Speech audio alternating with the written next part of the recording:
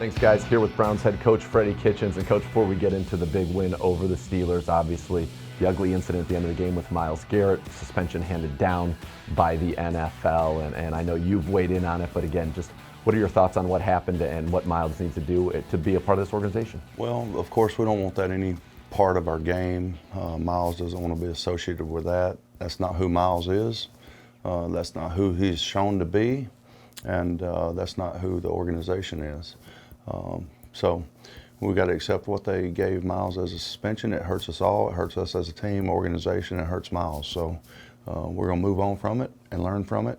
Our younger guys are going to learn from it and be better because of it. Now, you also had a big win over the Steelers, 2-0 now in the AFC North. First time in the history of this franchise. How does it feel to be the first coach in the history of the Cleveland Browns to beat the Ravens and the Steelers in the same season? Well, it's good. I'm happy for our guys that they accomplished that. They put a lot of work in to get to that point. Now we just got to go 1-0 again this week. That's all. Great defensive effort in this one, 4 interceptions. Joe Schobert, spectacular out there. Is that kind of the breakout game you've been looking for from this defense? Well, Joe definitely had a great hand in the defensive performance, but we had other guys out there playing well too. But Joe with 2 interceptions, a sack, a PBU, he certainly did his part. But that's what we need consistently from the defense week in and week out, and they're good enough to do that.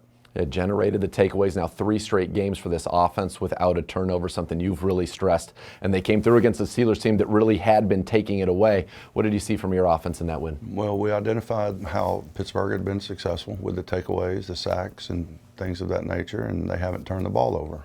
So that's our goal every week, is not to turn the ball over, protect our football, and then eliminate mistakes and penalties, and we did that for the most part.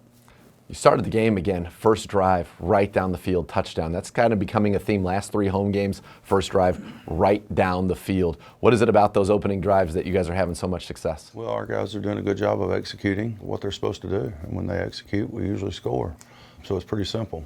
You know, they put the time in during the course of the week, learn the plan, execute the plan, and it's usually successful. You know, talking to a lot of the guys, it seems like they've really embraced your mantra for the second half. Just let's be 1-0 this week. You've had 2 weeks where you've gone 1-0. Now you get a little bit of time here, a little bit of a long week to kind of take back, reflect, almost a mini bye, if you will, to get ready to go 1-0 again next week against Miami. How important is that kind of that mantra, that mentality to what you're seeing from your football team? Well, the key to that is to put the last game behind you and not worry about the last game. And that was an emotional, physical game.